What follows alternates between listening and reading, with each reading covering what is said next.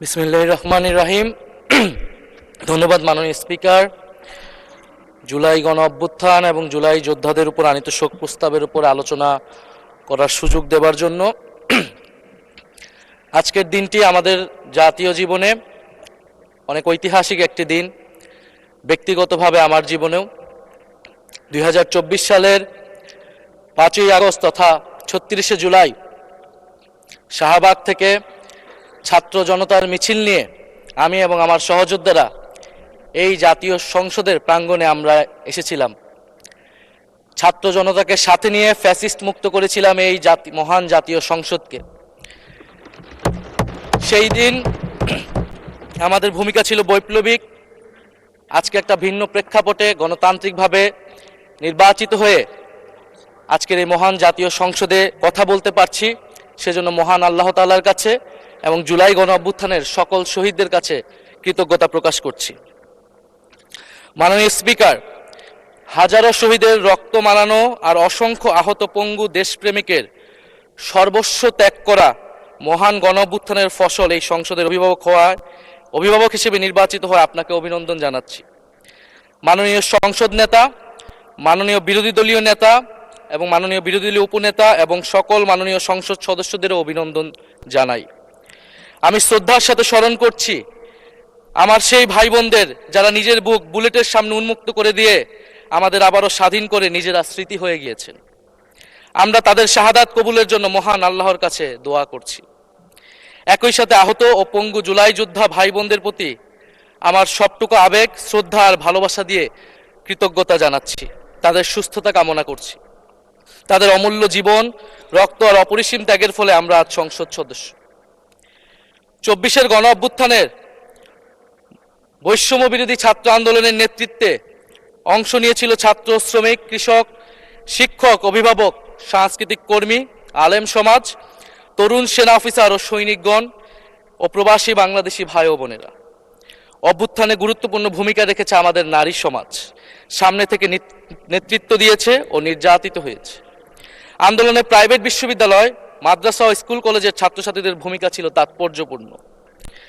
গণ অভ্যুত্থানে ভ্যানগার্ডের ভূমিকা ছিল ফ্যাসিবাদ বিরোধী রাজনৈতিক দলের নেতাকর্মীরা। স্মরণ করছি ছাত্রদল, ছাত্র শিবির, ছাত্র শক্তি, ছাত্র অধিকার পরিষদ এবং বিভিন্ন ইসলামপন্থী ও বামপন্থী ছাত্রকর্মীদের যারা সাহসিকতার সাথে লড়াই করেছিল বৈষম্য বিরোধী ছাত্র আন্দোলনে। মাননীয় স্পিকার, 24 মানে কেবল 24 না, এর পিছনে রয়েছে বিশাল প্রেক্ষাপট। আমি স্মরণ করছি 47-এর আজাদির লড়াই, 71-এর মহান মুক্তিযুদ্ধ এবং 24-এর ছাত্র জনতার গণ অভ্যুত্থান এবং সকল জাতীয় শহীদকে।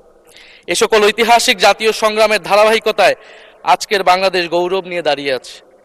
স্মরণ করছি পিলখানা হত্যাকাণ্ডের শহীদ, শাপলা হত্যাকাণ্ডের শহীদ, মোদী বিরোধী হত্যাকাণ্ডের শহীদ, ফ্যাসিস্ট আমলে গুম হওয়া ব্যক্তিদের স্মরণ করছি।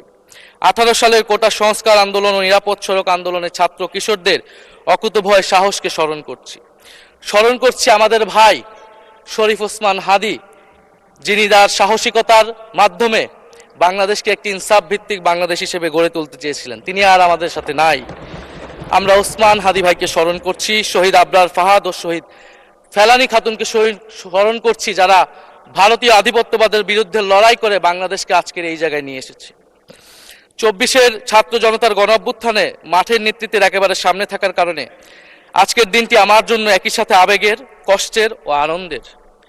আমাদের সংগ্রামের সাথী শহীদ আবু সাইদ, শহীদ মুগ্ধ, শহীদ ওয়াসিম, 4 বছরের শিশু আহাদ, 6 বছরের শিশু রিয়া গোপ সহ প্রায় 150 শিশু শহীদ। মাননীয় স্পিকার, পুলিশের এপিসি থেকে ফেলে দেওয়া শহীদ ইয়ামিন, সাভারের আশুলিয়ায় ভ্যানের উপরে জীবন্ত অবস্থায় আগুনে পুড়িয়ে মারা কিশোর শহীদ সজল সহ অগণিত মানুষের স্মৃতি আমাকে প্রচন্ডভাবে নাড়া দিচ্ছে। মাননীয় স্পিকার,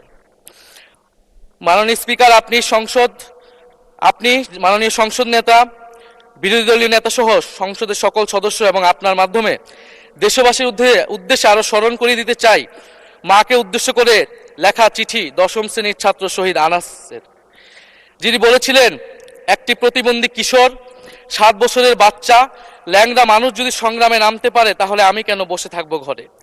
একদিন তো মরতেই হবে, তাই মৃত্যুর ভয় করে স্বার্থপরের মতো ঘরে বসে না থেকে সংগ্রামে নেমে গুলি খেয়ে বীরের মতো মৃত্যু অধিক শ্রেষ্ঠ। যে অন্যের জন্য নিজের জীবন বিলিয়ে দেয় সেই প্রকৃত মানুষ। আমি যদি বেঁচে না ফিরি তবে কষ্ট পেও না, গর্বিত হয়েও জীবনের প্রতিটি ভুলের জন্য ক্ষমা চাই। আনাস তার মাকে এই চিঠি লিখে রাস্তায় নেমে গিয়েছিলেন, শহীদ হয়েছিলেন মাননীয় স্পিকার, যাদের আত্মত্যাগের কারণে আজকে আমরা এখানে বসে কথা বলতে পারছি। মাননীয় স্পিকার, জুলাই গণঅভ্যুত্থানের সাথে জড়িয়ে আছে দেশনেত্রী বেগম খালেদা জিয়ার সংগ্রাম ও তার আত্মত্যাগ। ওনার সংগ্রাম অনুপ্রাণিত করেছিল বাংলাদেশের তরুণ সমাজকে আত্মত্যাগ করতে, আত্মহুতি দিতে গণ অভ্যুত্থানে। আমরা আজকে তাকে শ্রদ্ধার সাথে স্মরণ করছি। মাননীয় স্পিকার, আমি বিশ্বাস করতে চাই আমরা যারা সংসদে বসতে পেরেছি কেউই এই শহীদের রক্তের সাথে বেইমানি করব না। কারণ জুলাই গণ অভ্যুত্থান মানে শুধু জুলাই গণ অভ্যুত্থান নয়, এটি নতুন বাংলাদেশের আকাঙ্ক্ষা। গণভোটের রায় অনুযায়ী আমরা যেমন সংসদ সদস্য, একইভাবে সংবিধান সংস্কার কমিশনের সদস্য। আমাদের সরকারি দলের বন্ধুরা অবিলম্বে সংবিধান সংস্কার কমিশনের সদস্য হিসেবে শপথ নেবেন বলেই আমরা বিশ্বাস করি।